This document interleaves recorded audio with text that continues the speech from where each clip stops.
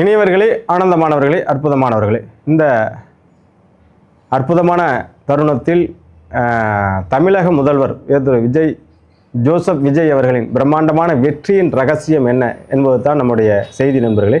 நண்பர்களே, அவர் இளமை காலத்திலிருந்து நன்றாக கவனித்து பார்த்திருக்கின்றார். மிகச்சிறந்த பக்திமான். நான் சொல்கிறது மாதிரி அவருக்கு எப்பொழுது விவரம் தெரிந்ததோ அந்த காலத்திலேருந்து நம்ம திருவாரூர் வேளாங்கண்ணி பக்கங்கிறதுனால வேளாங்கண்ணிக்கு சின்ன வயசுலேருந்து நம்ம பார்த்துருக்கோம்.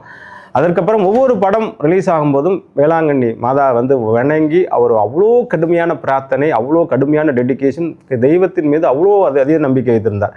அதை தொடர்ந்து கொண்டிருக்கின்றார். இன்றைக்கி அவரை பற்றி 1000 விமர்சனங்கள் அவர் அரகஜா பொட்டு வைக்கிறாரு. அதுக்கப்புறம் அரகஜா வாரம் இங்கே பிரமாதம் ஓடிட்டு இருக்கு, சிவப்பு கயிறு கட்டிகிட்டு இருக்காரு, அங்கே போகிறார் இங்கே போகிறார். நண்பர்களே, யாரை எது வேணாலும் நாளும் கோளும் அறிந்து தெய்வத்தை நீங்கள் கரெக்டாக பிடிச்சிட்டிங்க, உங்களுக்குள்ள கடவுளை பிடிச்சிட்டிங்கன்னா உங்களை அந்த உலகத்தில் யாராலையும் அசைக்க முடியாது என்பது தான் உண்மை. நண்பர்களே, அந்த வகையில் ஒரு ஒரு கிறிஸ்துவ மதத்திலிருந்து சின்ன வயசுலேருந்து வேளாங்கண்ணி சர்ச்சில் இதாக இருந்தது. அவர் பிஜேபி கூட்டணி போகாமல் இருந்தது கூட ஜான ஆரோக்கியசாமியும் அந்த வேளாங்கண்ணியோட லாபியும் தான் பெரிய காரணமாக இருந்ததுன்னு சொன்னேன்.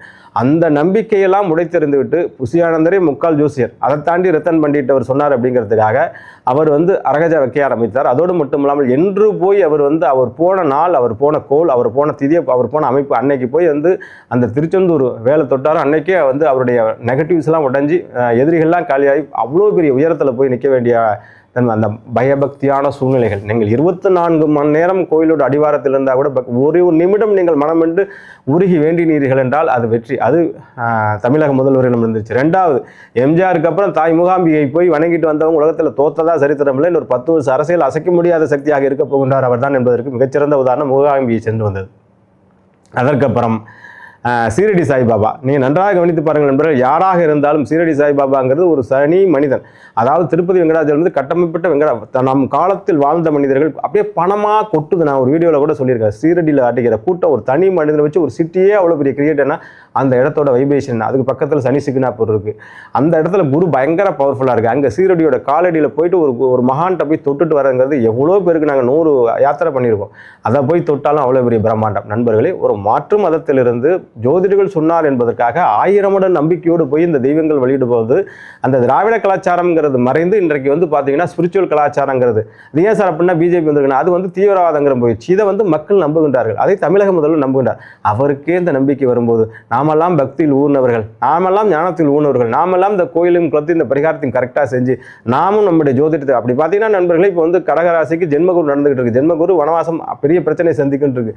அதெல்லாம் தாண்டி இன்னைக்கு சல்யூட் அடிக்கிறாரு, இப்படி செஞ்சு காமிக்கிறார். இவ்வளோ ஜாலியாக அவர் வந்துகிட்டு இருக்காரு. சுற்றி 1008 பிரச்சனைகளை போட்டுக்கிட்டு இன்னைக்கு ஒரு மைனாரிட்டி கவர்மெண்ட்டை மெஜாரிட்டியாக நடத்திக்கிட்டு இருக்காருன்னா காரணம் அவருடைய தெய்வ பக்தி.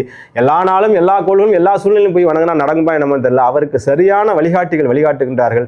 இன்றைக்கு பேசியே வளர்ந்த இவ்வளோ பெரிய திராவிட கட்சியை பேசாமையே வீழ்த்தி விட்டு உட்காந்துக்கிட்டு உங்களுக்கு ஆட்டம் காட்டுக்கிட்டு இருக்காருன்னு அந்த பக்தி தான் நண்பர்களே. ஆகவே பக்தி கலாச்சாரம் வளர்ந்து விட்டது. விஜய் போன்றவர்கள் தமிழ்நாட்டுக்கு பக்தியை புகட்டி விட்டார்கள். ஆகவே சீரடியும் அந்த திருச்செந்தூரையும் நம்பினவர்கள் அதே போன்று ஜோதிர்லிங்கத்தையும் நாங்கள் சொல்கிற கோள்களையும் நாள்களையும் வழிபட்டீர்கள் என்றால் உங்களுக்கும் தமிழக முதல்வர் அசைக்க முடியாத வெற்றி உங்கள் வீடு தேடி வந்து சேரும் என்பது என்னுடைய செய்தியாக சொல்லிக்கொண்டு உங்களிருந்து விடைபெறுகின்ற நண்பர்களை, நீங்கள் எல்லோரும் சூரியன் சந்திரன் இருக்கும் முறை மங்காத புகழோடும் நம்ம அமிர்தகார சேனலை பார்த்து கொண்டிருப்பவர்களும் வாழ்வாங்கு வாழ வாழ்த்து விடைபெறுகின்றேன். வாழ்த்துக்கள். வாழ்வுடன் வாழிய நலம், வாழிய பல்லாண்டு. கடகடன் போறேன்.